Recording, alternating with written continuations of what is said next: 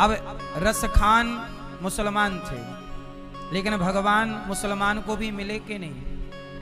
भगवान हमारे ऐसे हैं, चलो रसखान तो मुसलमान थे, गजेंद्र तो हाथी है। गजेंद्र तो हाथी नाम का एक, गजेंद्र नाम का एक हाथी था। उस हाथी ने जब सूंड उठा के पुकारा, ओम नमो भगवते तस्मै यद एतच्चिदात्मिकं पुरुषाया दिवीजाय परेशाया धीमहि। जब पुकारा दौड़ पड़े भगवान श्री हरि। तो भगवान ये नहीं देखते कि तुम हिंदू हो कि मुसलमान, भगवान ये देखते हैं कि तुम प्रेम कितना करते हो। यदि प्रेम है तो तुम्हारे लिए भगवान अपना वैकुंठ भी खाली कर देते हैं, जैसे ध्रुव जी के लिए कर दिया। तुम्हारे अंदर प्रेम है तो तुम्हारे लिए खंबे से भी प्रकट हो जाएंगे, जैसे प्रहलाद जी के लिए आ गए। प्रेम है तो तुम्हारे आगे पीछे डोलेंगे, जैसे गोपियों के आगे पीछे डोलते हैं। प्रेम है तो जूठे बेर खा लेंगे, शबरी के खाए, सूखे चावल खा लेंगे, सुदामा के खाए, केला का छिलका खा लेंगे, विदुरानी से खाए। प्रेम है तो सब जायज है, और प्रेम नहीं है तो सोने की लंका भी जला देंगे, रावण जैसे बलवानों का भी नाश कर देंगे। इसलिए भगवान से प्रेम, जब भी ईश्वर को देखो तो नजरों में क्या हो? प्रेम हो। प्रेम की दृष्टि से भगवान को देखा करो। प्रेम किसे कहते हैं? प्रेम जो भरत जी ने किया वो प्रेम है। मां ने कहा कि तुम राजा बन जाओ। भरत जी ने कहा, मां यदि मैं राजा बन गया। वशिष्ठ जी ने कहा, मीटिंग रखी, पिता का जब संस्कार हो गया दशरथ जी का, ऐसी सभा लगी। सभा में वशिष्ठ जी ने कहा कि भैया भरत, अब तुम राजा बन जाओ। तुम्हारे पिता की अंतिम इच्छा है कि राम वनवास जाएं, तो राम चले गए, और पिता की दूसरी इच्छा है कि तुम राजा बनो, अब तुम राजा बन जाओ। भरत जी बोले, गुरुजी यदि मैं राजा बन गया ना, ये पृथ्वी रसातल में चली जाएगी। रसातल में क्यों जाएगी? गुरुजी इस पृथ्वी को भी हमसे उम्मीद है, इस धरती को आपसे उम्मीद है कि सब लोग अपना धर्म छोड़ सकते हैं, सत्य बोलना छोड़ सकते हैं, पर आप नहीं छोड़ सकते। इस धरती को आप पर बहुत उम्मीदें हैं। इस धरती को रावण से कोई उम्मीद नहीं है। रावण जैसे लोग तो पराई स्त्री को देख सकते हैं, लेकिन इस धरती को राम से बड़ी उम्मीद है। राम किसी पराई स्त्री को नहीं देख सकते। यदि राम भी पर नारी को देख लेते तो ये धरती तुरंत पाताल में समा जाती, कि जिससे उम्मीद थी उसी ने उम्मीद तोड़ दी। इसलिए इस धरती को उम्मीद रावण से तो नहीं है, इस धरती को उम्मीद राम से है। इसलिए राम मर्यादा पुरुषोत्तम है। भरत जी बोले, मैं भी उनका भाई हूं। गुरुजी यदि मैं राजा बन गया तो धरती मां क्या कहेगी? वाह भरत, अपने भैया को वनवास भेजकर और भाई की संपत्ति पर कब्जा कर लिया। ये काम दुर्योधन का है। ये काम आने वाले युग में, आने वाले युग के भाइयों का है कि वो अपने भाई को मारकर कब्जा कर लें, भाई का धन हड़प लें। यदि भरत भी ऐसे ही करने लग गए तो जो कलयुग में एक भाई ने अपने भाई का मर्डर कर दिया जमीन के लिए, उस भाई में और भरत जैसे भाई में अंतर क्या रह जाएगा? इसलिए मां, गुरुदेव, मैं ये नहीं कर सकता। मैं अपने भाई को वनवास भेजकर भाई की संपत्ति पे कब्जा नहीं कर सका। यदि मैं बना राजा तो सोचो गुरुजी, मैं अभी राजा बना नहीं हूं, केवल राजा बनने की बात निकली तो मेरे बाप की मृत्यु हो गई, अनर्थ हो गया। अभी मैं राजा बना नहीं, और राजा बनने की बात हुई तो पूरी अयोध्या की प्रजा रो रही है। यदि मैं राजा बन गया तो सोचिए, राजा बनने की बात चली कि भरत राजा बनेगा, बात चलने मात्र से मेरे पिता की मृत्यु हो गई, मेरी कौशल्या जैसी माता विधवा हो गई, मेरे अयोध्या की प्रजा में आंसू आ गए और मेरा भाई नंगे पांव वनवास चला गया, मेरी फूल जैसी भाभी मां उनके संग चली गई, मेरा छोटा भाई लक्ष्मण बिना दोष के दर दर ठोकर खा रहा है, अभी मैं राजा बना नहीं और अयोध्या में इतना बड़ा अनर्थ हो गया। और यदि मैं राजा बन जाऊंगा ना गुरुजी, ये धरती डूब जाएगी, मुझे राजा ना बनाओ। देखो जरा, ये क्या था भरत जी का? ये प्रेम है। जहां प्रेम होता है वहां व्यक्ति लेना नहीं चाहता, देना चाहता। मैं आपको क्या दे दूं? जैसे कि मां बेटे से क्या लेना चाहती है? कुछ नहीं, देना चाहती है। मैं अपने बेटे को क्या दे दूं? क्या दे दूं मैं अपने बेटे को? ये प्रेम है, जहां देने की भाव। तुम्हारा बाप तुमसे क्या चाहता है? बस सम्मान की 2 रोटी, लेकिन देता कितना है? जितना एक बाप अपने बेटे को देता है, जितनी दौलत तुम्हारे बाप ने तुम्हें दी, इतनी दौलत किसी को देता तो नौकर चाकर सैकड़ों उसकी पलकों पे रखते और उस पैसे से सारी जिंदगी खूब सेवा करते हो, बादाम का काजू का हलवा खिलाते। और तुम बाप का इतना धन लेकर भी कहते हो तुमने हमारे लिए किया ही क्या है? ये प्रेम है एक पिता का, जो पुत्र से कुछ लेता नहीं है, सिर्फ देता। कमाता है सारी जिंदगी और सारा खेत, प्रॉपर्टी, घर तुम्हें दे देता। जहां देना है वहां प्रेम है, और जहां लेना है वहां स्वार्थ है। इसलिए कुछ लोग स्वार्थ को प्रेम समझ लेते हैं। जहां स्वार्थ है वहां सिर्फ स्वार्थ है, प्रेम नहीं है। प्रेम क्या है? भरत जी, मैं राजा नहीं बनूंगा गुरुजी, मैं तो चित्रकूट जाऊंगा। अब भरत जी चित्रकूट चले, और जब चले तो भरत जी सिर के बल चलने लग गए। कौशल्या जी बोली, भरत क्या कर रहा है? भरत जी बोले कि मां, मेरे राम इसी रास्ते से पांव के बल चले, जहां जहां राम के चरण पड़े हैं मैं वहां वहां अपना माथा रखना चाहता हूं, सिर के बल चलना चाहता हूं। मैं चुका नहीं सकता अपने भैया का ऋण। मेरे कारण, मेरी मां की गलती के कारण मेरे भैया राम को इतना कष्ट उठाना पड़ा। राम जी रो रहे हैं। आगे चले तो भरत जी को निषाद राज मिल गए, और जब निषाद मिले तो लोगों ने बताया कि ये निषाद राज हैं, रात भर राम जी इनके यहाँ रहे। ये बात सुमंत्र जी ने बताई, क्योंकि सुमंत्र जी तब भी थे जब राम को वनवास हुआ, तो वो छोड़ के आए थे आधे रास्ते तक, तो उनको पता कि रात यहाँ गुजारे। तो उन्होंने बताया कि दूसरी रात यहाँ गुजारे हैं, श्रृंग यहाँ पर निषाद राज के यहाँ।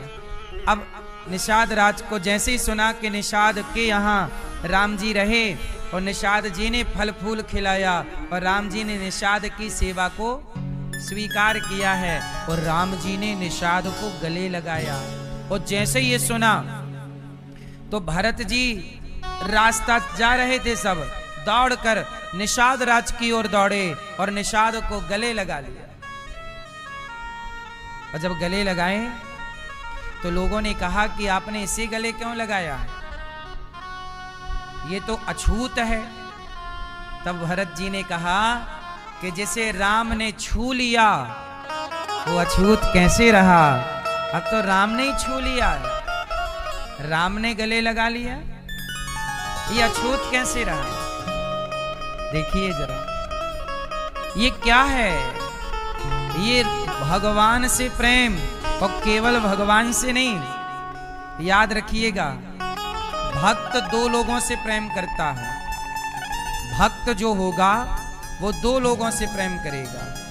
अब आप बताओ कि भक्त जो दो लोगों से प्रेम करता है, एक तो है भगवान, वो दूसरा कौन है जिससे भक्त को प्रेम करना चाहिए? हाँ, जो भक्त होगा वो दो से प्रेम करेगा, एक भगवान से और दूसरा भगवान के भक्त से। तो भरत जी राम से प्रेम करते हैं, पर राम ने जिन जिन को छुआ है, राम जिस जिस रास्ते गए हैं और जिस जिस को राम ने करुणा की एक बार दृष्टि जिस पर डाली, उसके पांव से जाकर भरत जी लिपट जाते हैं कि तुम बड़े कृपा पात्र हो, तुम पर राम जी की कृपा हुई। निषाद राज को गले लगा लिया। ये भरत जी का प्रेम है। अब भरत जी चित्रकूट चले और जब चित्रकूट पहुंचे तो भरत जी ने जब राम की हालत देखी कि सिर पे बालों की जटा बनी हुई है, शरीर पर एक कपड़ा है, जंगली रूप धारण किया है प्रभु ने, पांव पे बिल्कुल खाली पांव हैं, अब तो भरत जी रो रहे हैं।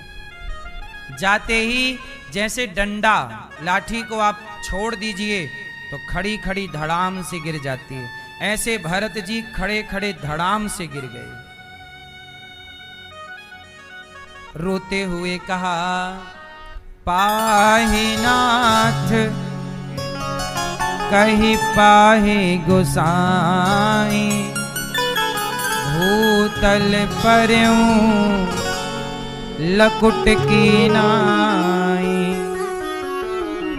चरणों में गिर पड़े। राम जी ने उठाया, भरत को गले से लगाया।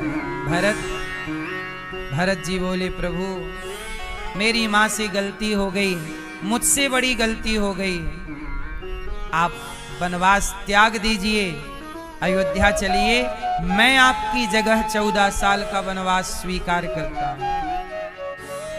राम जी ने कहा, भरत मैं चलता हूं तुम्हारे साथ अयोध्या, पर एक बात बताओ कि जो मेरे पिताजी मर चुके हैं, मृत्यु हो चुकी है, क्या मेरे अयोध्या जाते ही मेरे पिता का वचन टूट नहीं जाएगा? मेरे पिता का वचन टूट जाएगा। पिताजी कहेंगे, वाह राम, मैं रोकता रहा कि वनवास ना जाओ, तुम तब तो रुके नहीं, और मैं मर गया तो तुम वापस आ गए। मेरे मरे हुए पिता का यश समाप्त हो जाएगा। लोग कहेंगे, कैसा बेटा है, मरे हुए बाप की बात ठुकरा दी ना। भरत, यदि मैं चलता हूं ना तो मेरे पिता का जो यश है वो मिट जाएगा। और याद रखना भक्तों, बेटा वही है जो अपने पिता का यश मिटने ना दे, यश को बढ़ाए, समाप्त ना होने दे। धिक्कार है उस बेटे को जिसने अपने पिता के यश को मिट्टी में मिला दिया।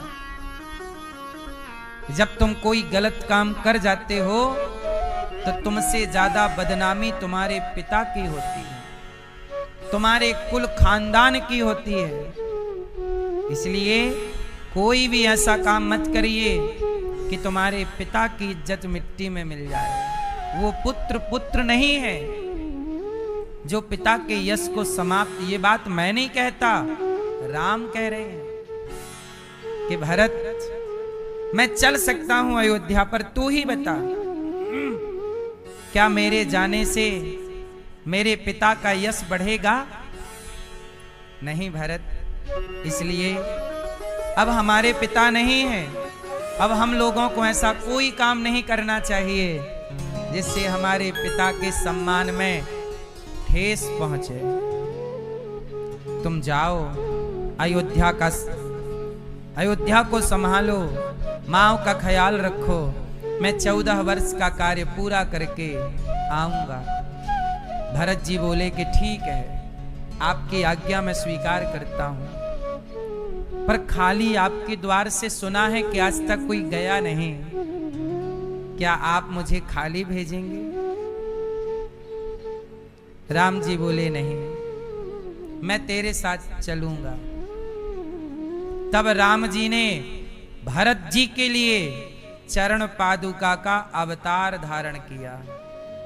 तो ये चरण पादुका केवल पांव की चप्पल नहीं है, खड़ाऊ नहीं है। भगवान ही जैसे द्रौपदी की रक्षा के लिए वस्त्र का अवतार धारण करके खींचने लग गए, जैसे भगवान ही अनेक अवतार लेकर कभी नरसिंह बन करके प्रहलाद के लिए, तो कभी मोहिनी बन करके देवताओं की रक्षा के लिए, कभी हंस बन करके वेदों की रक्षा के लिए अनेक अनेक अवतार अनेक अनेक भक्तों के लिए लिया। ऐसे द्रौपदी के लिए वस्त्र का अवतार और भैया भरत के लिए खड़ाऊ का अवतार धारण कर लिया और खड़ाऊ बन करके भरत जी के संग हो गए। और जब भरत जी शीश पर खड़ाऊ लेकर के जब चले हैं,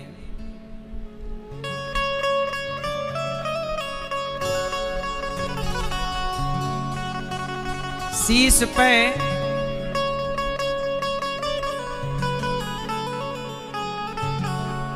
शीश पे खड़ाऊं, शीश पे खड़ाऊं और अखियों में पानी। राम भक्त ले चला हो राम की निशानी, राम भक्त ले चला राम की निशानी। शीश पे खड़ाऊं, शीश पे और अखियों में पानी। राम भक्त ले चला राम की निशानी, राम भक्त ले चला रे राम की निशानी। चल रहे हैं भरत जी, पलट पलट करके राम जी को देख रहे हैं। और राम जी और भरत जी ये दोनों एक दूसरे के प्रेमी हैं। राम जी भी प्रेम। अच्छा, राम जी जब भरत जी नंदीग्राम पहुंचे तो चरण पादुका को रखा सिंहासन पर और राम राम राम राम जप रहे, राम राम। अच्छा, भरत जी जप रहे हैं राम राम और राम जी पूरे 14 साल राम जी भी माला जपते हैं। पर राम जी किसके नाम की? भरत भरत भरत भरत भरत भरत। भक्त भगवान को याद करता है तो भगवान भक्त को याद करते हैं। तुम जितना ईश्वर की ओर बढ़ते हो भगवान उतना आपकी ओर बढ़ते हैं। भगवान कहते हैं तू आगे चलता जा, तेरे पीछे मैं चलूंगा। तू आगे चलता जा, तेरे पीछे मैं चलूंगा। तू थक भी गया राहों में, मैं तुझको उठा के चलूंगा। हर वक्त हर घड़ी, हर वक्त हर घड़ी मैं साया बन के चलूंगा। तुम 2 कदम चलो मैं 10 कदम चलूंगा। और तेरी डूबती नैया का माझी बन जाऊंगा। तेरी डूबती नैया का माझी बन जाऊंगा। तू छोड़ दे चिंता को, आंधी को रोक लूंगा। तू छोड़ दे चिंता को, आंधी को मोड़ दूंगा। तू रख ले मुझ पे भरोसा, तू रख ले मुझ पे भरोसा। नैया पार लगा दूंगा। तुम 2 कदम चलो, मैं 10 कदम चलूंगा। भगवान कहते हैं तुम मेरे लिए बस 2 कदम चलो, मैं तुम्हारे लिए तैयार हूं, पर पहले 2 कदम आपके होंगे। पहले 2 कदम सुदामा के थे, आगे सारे कदम प्रभु के थे। पहले 2 कदम अर्जुन के थे, आगे के सारे कदम प्रभु के थे। आप चलिए, मंजिल तक पहुंचाना तेरी चौखट पे आना मेरा काम है।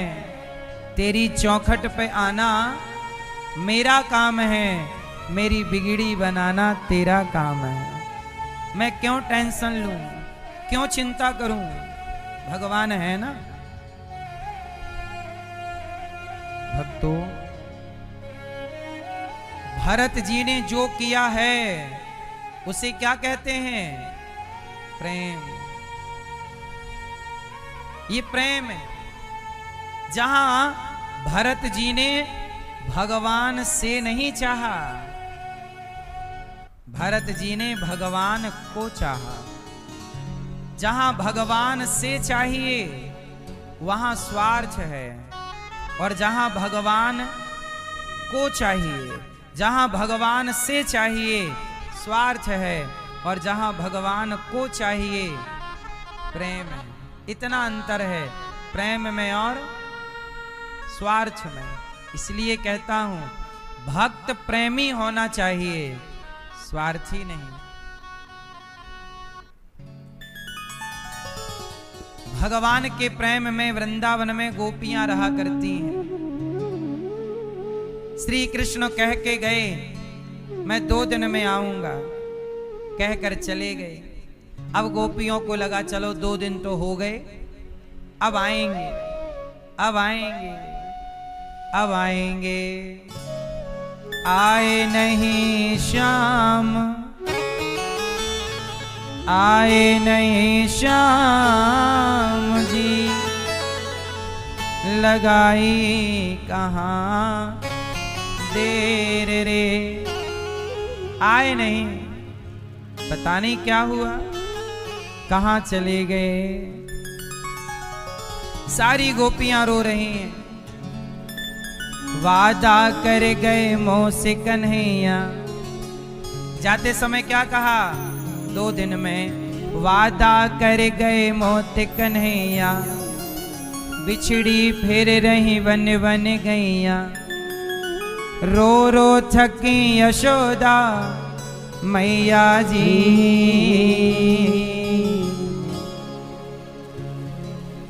नैनन आंसुआ टपक रहे हैं। नैनन आंसुआ टपक रहे हैं। कब लोगेल निहारों जी, कब लोगेल निहारों जी। क्या कह के गए? आऊंगा। आए नहीं। क्यों नहीं आए? जब नहीं आए तो गोपियों को लगा अब हम मर जाएंगे। आए तो है नहीं। देखो जरा, गोपियों को कुछ अच्छा नहीं लगता।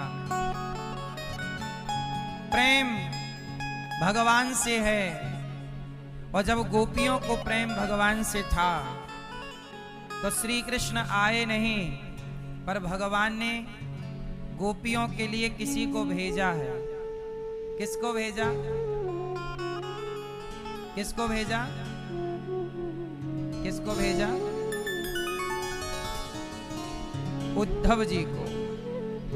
देखिए जरा, भगवान भक्त के लिए जब गोपियां रोईं तो भगवान समझ गए कि ये हमारे बिना रहेंगी नहीं, तो प्रभु तो नहीं आए पर कम से कम उन्हें याद तो है, किसी को भेजा तो सही। भगवान भी उद्धव जी से रोते हुए कह रहे,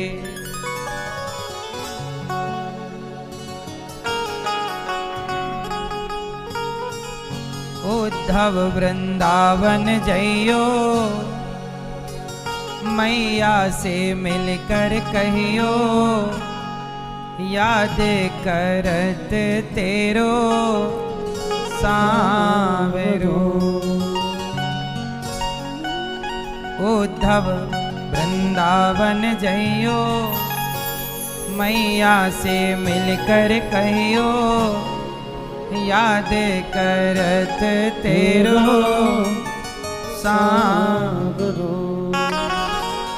2 दिन का मैं बोल के आया, बरसों की बीती रातें।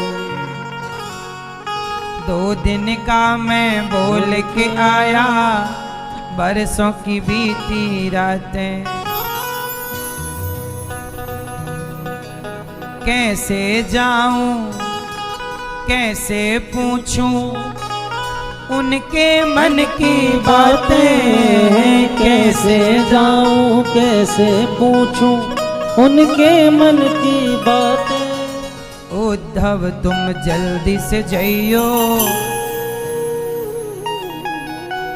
मैया से मिलकर कहियो, याद करत तेरो सांवरो। उद्धव जाओ, मेरी गोपियां मेरे लिए रो रही हैं, आप जाओ समझाओ, मेरे लिए रोया ना करें। उद्धव जी चले, ज्ञानी है ना। अच्छा, भगवान ने उद्धव जी को ही क्यों भेजा समझाने के लिए? क्यों? क्योंकि उद्धव जी को अपने ज्ञान का अहंकार है, और अहंकार तब ही मिटेगा जब कोई प्रेमी मिल जाए। तो अहंकार उद्धव का, ज्ञान का अहंकार, और गोपियों के पास प्रेम है। तो यदि ज्ञान को तराजू के एक पलड़े पर ज्ञान को रखा जाए और तराजू के दूसरे पलड़े पर प्रेम को रखा जाए, बताओ किसका पलड़ा भारी होगा? किसका? हाँ, भगवान ज्ञान अपनी जगह सही है। अच्छा, आपको भी ज्ञान होगा तो कितना ज्ञान होगा? हम लोगों को वेद का, पुराण का ज्ञान हो सकता है। भाई, रावण से ज्यादा ज्ञानी तो कोई नहीं हो सकता। हम कितना भी पढ़ें पर रावण से ज्यादा ज्ञानी ना हो पाएंगे। आप कितना भी पढ़ो पर रावण से ज्यादा ज्ञानी तो आप ना हो पाओगे। बोलो हाँ। आपको कितनी भाषाएं आती हैं? 1 आती होगी, 2 आती होंगी, 4 भाषाओं का आपको ज्ञान होगा। आप और पढ़े लिखे हैं, 10 भाषाएं बोलना आप जानते हैं, और समझदार होंगे, पढ़े होंगे तो आप 20 भाषाएं बोल सकते हैं, और ज्यादा होंगे तो 50 भाषाओं को आपको नॉलेज हो सकता है, और ज्यादा होगा तो आपको 100 भाषाओं का होगा। नहीं, आपको होना संभव ही नहीं है कि 100 भाषाओं का, पर मान लो कि आपको हो जाए 100, फिर भी बताइए चींटी क्या चाहती है? क्या चींटी की भाषा आपको आती है? बोलो। अच्छा, कुत्ता क्या चाहता है? क्या उसकी भाषा? बिल्ली क्या चाहती है? चिड़िया? अच्छा, चिड़िया की भी तो अपनी एक भाषा है, नहीं? चेंचे चेंचे कर, हमें लगता चेंचे चेंचे कर रही है, पर वो चेंचे नहीं करती, वो अपनी भाषा में कुछ कहती है, हमें समझ नहीं आता। बंदर भी अपनी भाषा में कुछ कहते हैं, खे ऐसे करते हैं, पर हमें समझ में नहीं आता। वो बेकार ही नहीं कुछ कह रहे हैं, हम नहीं समझ पा रहे। आप कितना भी पढ़ लो, पर जीव जंतुओं की भाषा आपके पल्ले ना पड़ेगी। लेकिन एक बात बताओ, वो कौन है जो सबकी भाषा जानता है? बताइए, वो कौन है जो सबकी भाषा जानता है? कौन है? भगवान है। तुम्हें एक भाषा आती है, 2 आएंगी, 5 आती हैं, 10 आएंगी, ठीक है। भगवान को 84 लाख योनियां हैं, तो भगवान को 84 लाख भाषा आती है, सबकी वो समझते हैं। चींटी क्या चाहती है भगवान समझते हैं। ये वृक्ष क्यों वृक्ष बना है, ये वृक्ष बन के क्या कह रहा है, उस वृक्ष की भाषा भी भगवान समझ रहे हैं। किस पाप पुण्य से वो पेड़ बन गया, ये भी हिस्ट्री भगवान जानते हैं। इसलिए ज्ञानी तुम बनोगे तो कितना बन पाओगे, पर प्रेमी बनोगे तो सब कुछ पा जाओगे। सब कुछ पाना हो तो भगवान को पा जाओ, सब कुछ पा जाओगे। इसलिए गोपियां किसी और के लिए नहीं रो रही हैं। उद्धव जी ज्ञान का घमंड लेकर जब वृंदावन आए, और जैसे ही वृंदावन आए, चले मथुरा से जब कुछ दूर, वृंदावन निकट आया। यहीं से प्रेम ने अपना अनोखा रंग दिखलाया। बिटप मतलब वृक्ष, बिटप झुक कर ये कहते हैं, इधर आओ इधर आओ। मानो वृंदावन के वृक्ष उद्धव जी को बुला रहे हैं। बिटप झुक कर ये कहते हैं, इधर आओ इधर आओ। पपीहा पपीहा कह रहा, पी कहाँ ये भी तो बदलाओ। पी मतलब मेरे कृष्ण। पपीहा मानो कहता है, उद्धव जी बताओ मेरे कृष्ण 2 दिन का कह के गए थे, अभी तक क्यों नहीं आए। मानो वृक्ष कह रहे हैं, कदम का पेड़ कह रहा है कि मेरी डाल पर बैठकर कभी बांसुरी बजाने वाले कृष्ण गए, 2 दिन का कह के आज तक नहीं लौटे। उद्धव आओ, हमें पहले बताओ कि वो कब आएंगे। एक गाय दौड़ी दौड़ी आई और आकर उद्धव जी को चाटने लग गई, उद्धव जी के हाथ को। तो वहीं उद्धव जी ने कहा, भाई ये गाय हमें तो जानती नहीं है, चाट क्यों रही है।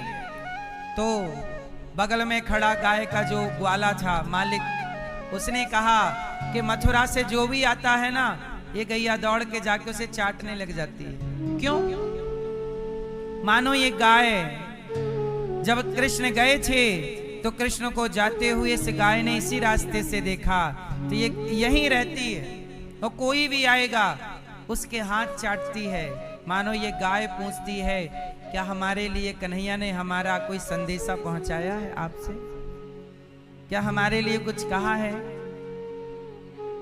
क्योंकि ये वही गाय है जिसके थन में मुंह लगाकर दूध पी जाया करते थे कन्हैया बछड़े की तरह। इसका नाम है गंगी। गंगी नाम की ये गाय है। जब से गए हैं जंगल नहीं गई, चरने नहीं जाती, यहीं सड़क पर रहती है। कोई भी आएगा खड़ी हो जाएगी। कोई रथ आया उसे लगता है कृष्ण आ गए और घूम घूम के वो देखती है। उद्धव जी ने कहा कि ये गाय कृष्ण का इंतजार कर रही है।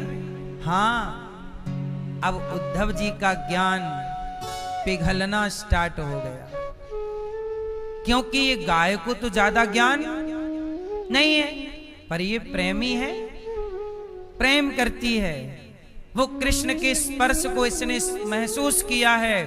वो कृष्ण का बांसुरी बजाना, गाय चराने जाते तो एक आवाज लगाते, गंगी चलो अब टाइम हो गया। तो गंगी जहां थी मुंह उठाती दौड़ कर आती, आगे आगे पीछे सारी गैया।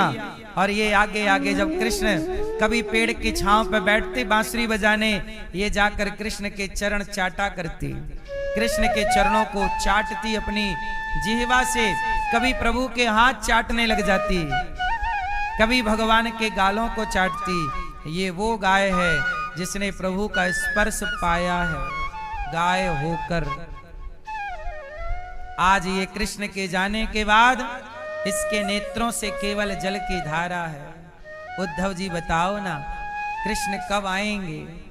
उद्धव जी चुप हो गए।